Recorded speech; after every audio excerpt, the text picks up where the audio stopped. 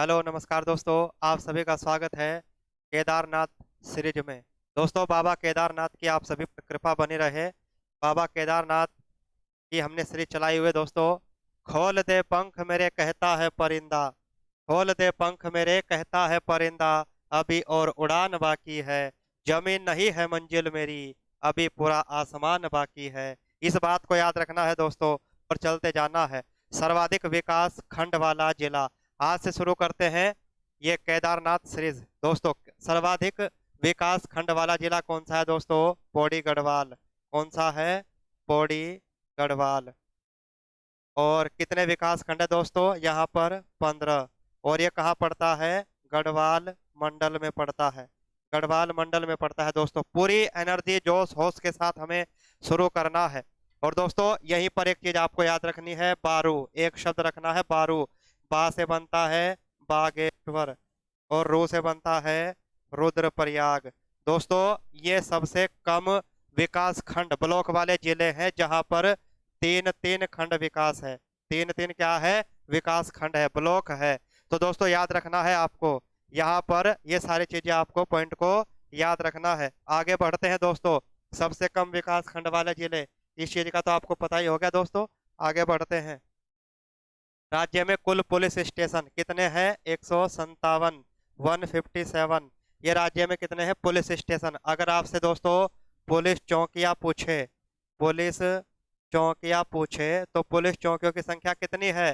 जल्दी जल्दी टाइप कर दीजिए। 236। कितनी है दोस्तों? 236। ये भी आपको बहुत अच्छे से याद रखना। राज्य में कुल पुलिस चौकियां, ये भी आ गई 236। उत्तराखंड में कौथिग शब्द का अर्थ क्या है? अर्थात उत्तराखंड में कौथिग किसके लिए प्रयोग किया जाता है दोस्तों? आप सभी को पता है, मेला के लिए। विंटर कार्निवल फेस्टिवल कहाँ मनाया जाता है? मसूरी में।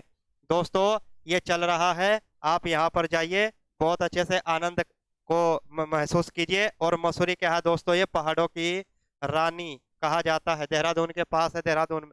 यहाँ पर आप जाइए और घूम के आइए। बच्चों द्वारा घुंघते नृत्य किया जाता है। कहाँ पर किया जाता है दोस्तों? गढ़वाल क्षेत्र में किया जाता है। आगे बढ़ते हैं। सर्वाधिक ग्राम पंचायतों वाला जिला, ये भी दोस्तों कौन है? पौड़ी गढ़वाल। पौड़ी गढ़वाल है दोस्तों सर्वाधिक ग्राम पंचायतों वाला जिला। कितनी ग्राम पंचायतें हैं इसमें? 1174। और अगर आपसे पूछा जाए कुल ग्राम पंचायतें कितनी है? 7791। 7771।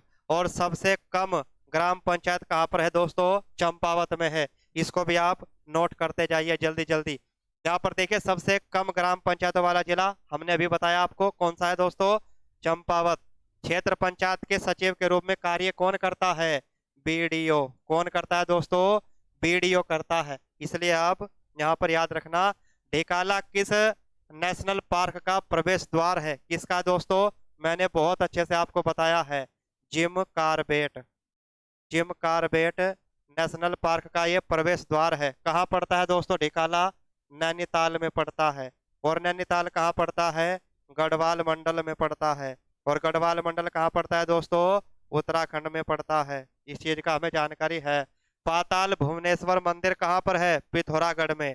याद रखना है, प से पाताल और प से ही पिथौरागढ़। याद रख लेना, ट्रिक बहुत अच्छी है दोस्तों।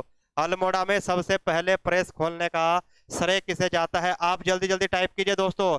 इन्होंने ही पत्र छापने का, इसको हम कह सकते हैं समाचार पत्र। समाचार पत्र।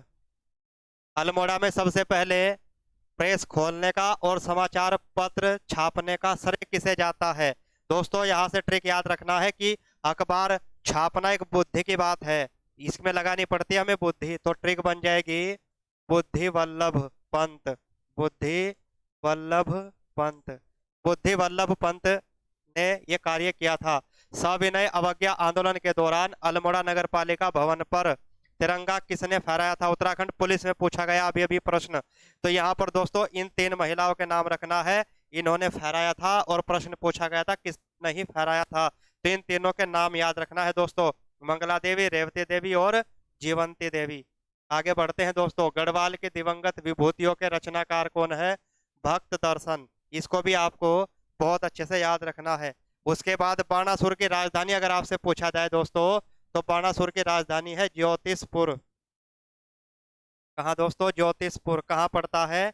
चमोली में पड़ता है। ये पड़ता है उत्तराखंड के चमोली में। और बाणासुर, बाणासुर का किला दोस्तों कहाँ पड़ता है? चंपावत में। और चंपावत के कहाँ पड़ता है? लोहा घाट में। लोहा घाट में पड़ता है चंपावत के। इसको बच्चों बहुत अच्छे से याद रखना है आपको। इसके बाद सम्राट अकबर के समकालीन परमार शासक कौन है? सहजपाल है। और ये कौन से नंबर के हैं दोस्तों? 42वें नंबर के हैं। और ये किस वंश के हैं? ये तो हमने बता ही दिया दोस्तों, परमार वंश के। और परमार वंश कहाँ का है दोस्तों? गढ़वाल का। उसी प्रकार से अगर आपसे चंद वंश पूछा जाए तो चंद वंश कहाँ का है दोस्तों? कुमाऊं का। और चंद वंश का संस्थापक आपसे पूछा जाए, पेपर में पूछ सकता है दोस्तों, कौन है? सोमचंद। और सोमचंद ने ही क्या बनवाया था दोस्तों? राजबोंगा का किला बनवाया था। राजबोंगा का किला बनवाया था। कहाँ बनवाया था दोस्तों? चंपावत में बनवाया था। कहाँ? चंपावत में बनवाया था दोस्तों।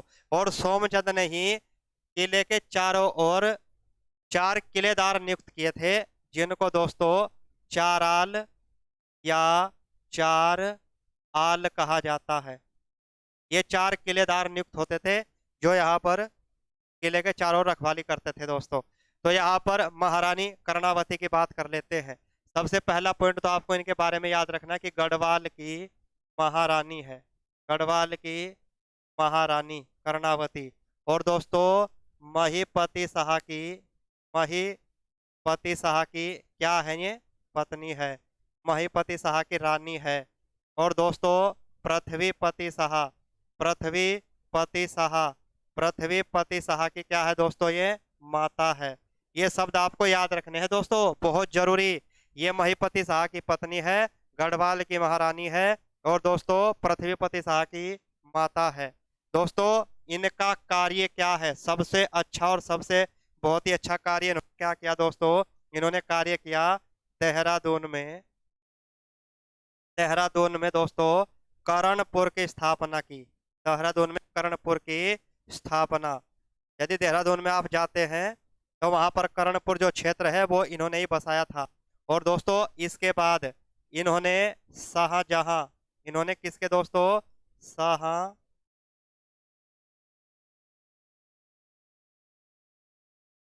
शाहजहां के सैनिकों के क्या कटवा दिए थे दोस्तों? नाक। सैनिकों की नाक कटवा दी थी, जिस कारण इनको नाक काटने वाली रानी कहा जाता है। जिस कारण इनको क्या कहा जाता है दोस्तों? नाक काटने वाली रानी कहा जाता है। ये चीज आपको बहुत ही अच्छे से दोस्तों समझनी है। और दोस्तों ये एक बात और मैं बहुत ही अच्छे से आपको बता देता हूँ, ये जो शाहजहां के सैनिकों की नाक काटी थी, इसकी जानकारी कहाँ मिलती है दोस्तों? एक पुस्तक है महारल। एक पुस्तक है दोस्तों, कौन सी? महारल, महारल उमरा। ये मुगल काल में लिखी गई पुस्तक है, जिससे पता चलता है कि यहाँ पर इन्होंने शाहजहां के सैनिकों की नाक कटवा दी थी दोस्तों। ये आपको बहुत ही अच्छे से याद रखना है। इन्हीं को कहा जाता है महारानी कर्णावती, नाक काटने वाली। नाक कटी रानी बिल्कुल नहीं कहेंगे दोस्तों। और आगे बढ़ते हैं और देख लेते हैं कुछ अच्छी सी चीजें।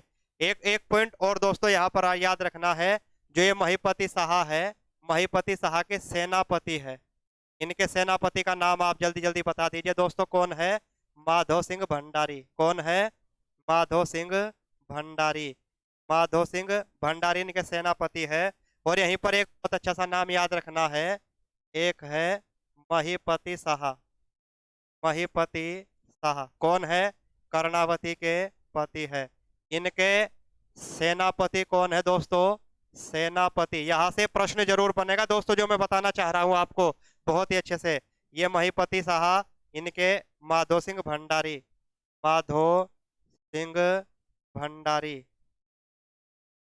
दोस्तों इन माधो सिंह भंडारी को कहा जाता है गर्व भंजक, गर्व भंजक कहा जाता है। और इनको उपनाम में कहा जाता है गर्व भंजन। ये आपको याद रखना है दोस्तों, बहुत ही काम की चीज है। आगे बढ़ते हैं। किस परमार शासक के दरबार में अकबर, अकबर के समान नवरत्न उपस्थित थे? इसके? फतेह शाह के। और कौन है फतेह शाह? परमार शासक है दोस्तों, परमार शासक है। ये कौन है दोस्तों? परमार शासक है। उसके बाद राजनीतिक चेतना के विस्तार के लिए 1903 में हैप्पी क्लब की स्थापना किसने की थी? तो पंडित गोविंद वल्लभ पंत ने। किसने की थी? पंडित गोविंद वल्लभ पंत ने। पंडित गोविंद वल्लभ पंत ने की थी। कब की थी दोस्तों? लिखा हुआ है आपके सामने 1903 में। यहाँ से 3 प्रश्न बनेंगे आपसे कि राजनीतिक चेतना के लिए हैप्पी क्लब की स्थापना किसने की थी? पंडित गोविंद वल्लभ पंत ने। कब की थी? 1903 में। या आपसे पूछ सकता है कि पंडित गोविंद वल्लभ पंत ने 1903 में किसकी स्थापना की थी? हैप्पी क्लब की स्थापना की थी दोस्तों। राजनीतिक चेतना के लिए अल्मोड़ा कांग्रेस की स्थापना, इसका आपको पता है, 1912 में की थी दोस्तों। आगे देखते हैं, कुमाऊं परिषद की स्थापना कब? 1916 में। और कुमाऊं परिषद का कांग्रेस में विलय कब होगा दोस्तों? बता दीजिए, कांग्रेस में विलय कब होगा? दोस्तों इसको शेयर भी करते जाइए और लाइक शेयर कमेंट सब कर दीजिए दोस्तों। यहाँ पर सीरीज कैसी लग रही है आपको ये भी बताइए। कांग्रेस में विलय कब होगा दोस्तों? 1926 में। और दोस्तों एक बात और भी बता दीजिए, किसके प्रयासों से बनाई गई थी ये? बद्रीदत्त पांडे। बद्रीदत्त पांडे। और अगला नाम क्या आता है? बद्रीदत्त पांडे दोस्तों। और दूसरा नाम आता है हरगोविंद पंत। हरगोविंद पंत। और दोस्तों यहाँ पर अगला जो बहुत अच्छा सा नाम आता है दोस्तों, यहाँ पर आगे देख लेते हैं।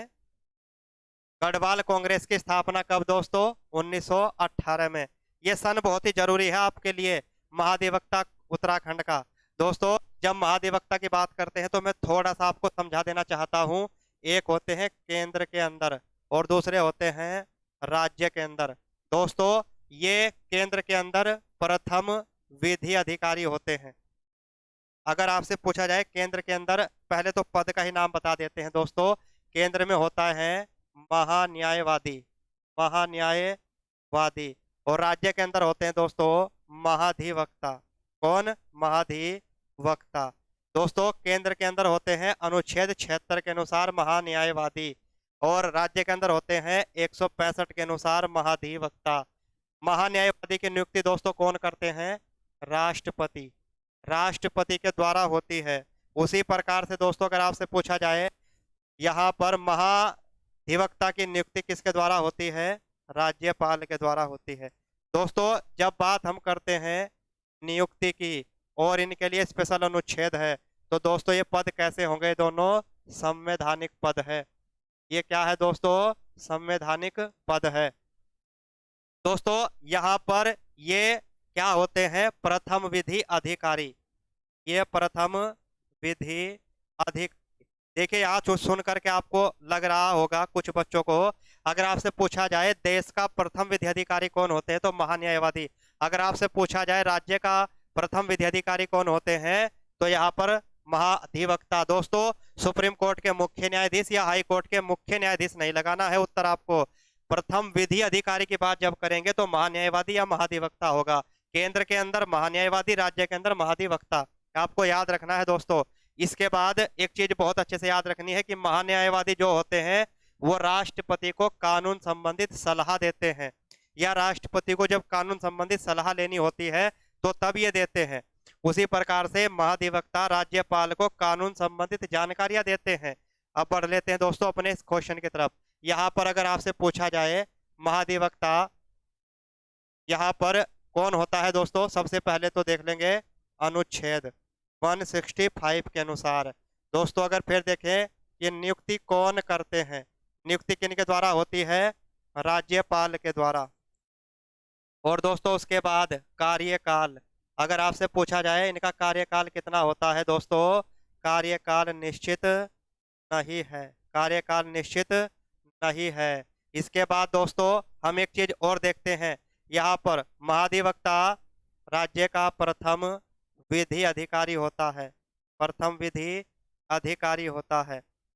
इसके बाद दोस्तों बहुत अच्छे से और एक पॉइंट लिखना है आपको, योग्यता। योग्यता दोस्तों महाधिवक्ता बनने के लिए योग्यता क्या चाहिए? महाधिवक्ता बनने के लिए पहली और सबसे पहले जरूरी जो है वो भारत का क्या होना चाहिए? नागरिक। भारत का नागरिक हो। भारत का नागरिक हो। उसके बाद दोस्तों नंबर 2 पे वो 10 वर्षों से न्यायिक कार्यों से जुड़ा हो, न्यायिक कार्यों से जुड़ा हो, कम से कम 10 वर्षों से न्यायिक कार्यों से जुड़ा हो। और दोस्तों तीसरा है कम से कम 10 वर्ष तक, 10 वर्ष तक हाई कोर्ट में न्यायाधीश के पद पर रहा हो। न्याय सॉरी क्षमा चाहता हूं दोस्तों, ये गलत हो गया। यहाँ पर ऐसे वकील कार्य किया हो, यानी वकील प्रैक्टिस की हो, अधिवक्ता के रूप में प्रैक्टिस की हो। और दोस्तों ये थी इनकी योग्यता, पहला भारत का नागरिक हो, 10 वर्षों से न्यायिक कार्यों से जुड़ा हो, या 10 वर्ष से अधिवक्ता का कार्य कर रहे हो, कहा हाई कोर्ट में। उसी प्रकार से किसी भी न्यायालय में दोस्तों यहाँ पर। और इसके बाद यहाँ पर रख लेते हैं दोस्तों इनका कार्य। इनका कार्य क्या है, किसका कार्य, महाधिवक्ता का कार्य। महाधिवक्ता का पहला कार्य होता है राष्ट्रपाल को न्याय संबंधित, कानून संबंधित जानकारी देना। कानून संबंधित जानकारी दोस्तों, कौन सी, कानून संबंधित जानकारी, ये पहला पॉइंट है। दूसरा पॉइंट, अगर राज्यपाल को विधि संबंधित कुछ जानकारी लेती चाहिए दोस्तों, तो फिर कौन जानकारी देंगे, महाधिवक्ता देंगे। बहुत बढ़िया। और तीसरा और सबसे बड़ा कार्य यह है दोस्तों यहाँ पर कि ये जो हमारा सदन है राज्य विधानमंडल के, जैसे उत्तराखंड है, उत्तराखंड में एक सदन है विधानसभा, और दोस्तों जैसे उत्तर प्रदेश है वहां विधानसभा और विधान परिषद दोनों है।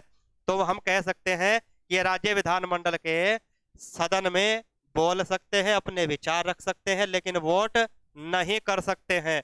तो यहाँ से दोस्तों यही प्रश्न बनेगा आपको बहुत अच्छा सा कि राज्य विधानमंडल के किसी भी सदन में कौन अपने विचार रख सकता है, बोल सकता है, लेकिन वोट नहीं कर सकते हैं, तो वो कौन है, अधिवक्ता है, अनुच्छेद 165 के अनुसार। दोस्तों ये आपके लिए बहुत ही अच्छी जानकारी हो सकती थी, इसलिए दोस्तों इसको आप बहुत अच्छे से बनाएंगे। यहाँ पर एक पॉइंट और भी बता देते हैं आपसे, अभी अभी निधन हुआ है प्रथम महाधिवक्ता, प्रथम महाधिवक्ता, राज्य के प्रथम महाधिवक्ता का नाम क्या है, मेहरबान सिंह नेगी। क्या है दोस्तों, मेहरबान सिंह नेगी। और दूसरे दूसरे महाधिवक्ता भी पूछ ले जाते हैं दोस्तों, एलपी नैथानी, एलपी नैथानी। और दोस्तों वर्तमान नाम बता दीजिए आप, वर्तमान में कौन है महाधिवक्ता, सूर्य बाबुलकर। दोस्तों क्या है यहाँ पर, सूर्य नारायण बाबुलकर। कौन है, सूर्य नारायण बाबुलकर, बाबुलकर, सूर्य नारायण बाबुलकर कौन है दोस्तों, ये वर्तमान में उत्तराखंड के महाधिवक्ता है। अगर मैं आपसे पूछूं उत्तराखंड के वर्तमान में मुख्य न्यायाधीश, मुख्य न्यायाधीश सीजेयू, उत्तराखंड के मुख्य न्यायाधीश कौन है, विपिन सांघी। कौन है दोस्तों, विपिन सांघी। याद रखना है दोस्तों। यहाँ से देखिए पढ़ते हैं आगे कुछ और नई सी चीज के साथ। दोस्तों आज का यहीं पे समापन करते हैं और मिलते हैं दोस्तों अगली कक्षा में। तब तक के लिए नमस्कार।